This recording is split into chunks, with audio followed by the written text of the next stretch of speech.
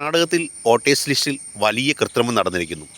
ഒത്തിരി കള്ളവോട്ടുകൾ അവിടെ നടന്നിരിക്കുന്നു എന്നാണ് പ്രതിപക്ഷ പാർട്ടികൾ തെരഞ്ഞെടുപ്പ് കമ്മീഷൻ നൽകിയ പരാതി. അതുപോലെ തന്നെ തൃശ്ശൂരും ധാരാളം കള്ളവോട്ടുകളും വോട്ടേഴ്സ് ലിസ്റ്റിൽ വലിയ കൃത്രിമവും നടന്നിരിക്കുന്നതായി അവർ കണ്ടെത്തിയിരിക്കുന്നു.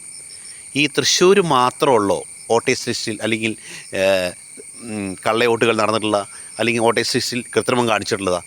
ഈ നമ്മുടെ സംസ്ഥാനത്ത് തന്നെ 20 ലോക്സഭാ മണ്ഡലങ്ങളുണ്ട്. ഇവിടെ ഒന്നും ഒരു കള്ളവോട്ട് പോലും നടന്നിട്ടില്ല. ഇവിടെ എല്ലാ വോട്ടെല്ലാം കറക്റ്റായിട്ടാണ് നടന്നിരിക്കുന്നത്.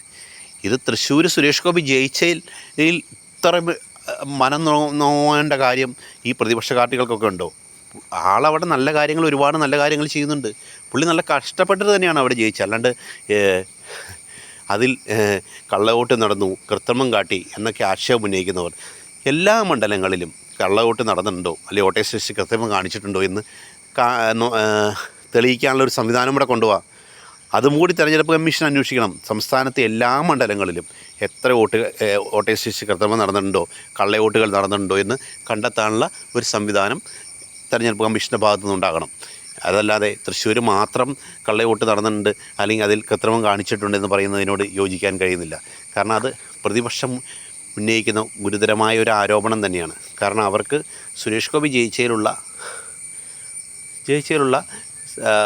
മനോവേദന കൊണ്ട് അവർ കാലങ്ങളായിട്ട് ഇങ്ങനെ പറഞ്ഞുകൊണ്ടിരിക്കുന്നു. പുള്ളി ജയിച്ച് കയറി അന്ന് തൊട്ട് പറയാൻ തുടങ്ങിയതാണ് അവിടെ കള്ളവോട്ട് നടന്നിട്ടുണ്ട്, കൃത്രിമം നടന്നിട്ടുണ്ടെന്ന്. പുള്ളി ജയിച്ചതിലുള്ള അസൂയ കൊണ്ടാണ് അങ്ങനെയൊക്കെ പറയുന്നത്. അല്ലാണ്ട് അവിടെ കള്ളവോട്ട് നടന്നിട്ടുള്ളത് മാത്രമല്ല. അങ്ങനെയാണെങ്കിൽ മറ്റ് സ്ഥലങ്ങളിലും കള്ളവോട്ട് നടന്നിട്ടുണ്ടോ എന്ന് അന്വേഷിക്കാനുള്ള ഒരു ഉത്തരവാദിത്തം ഇത് അന്വേഷിക്കുന്നവർക്കുണ്ടാകണം.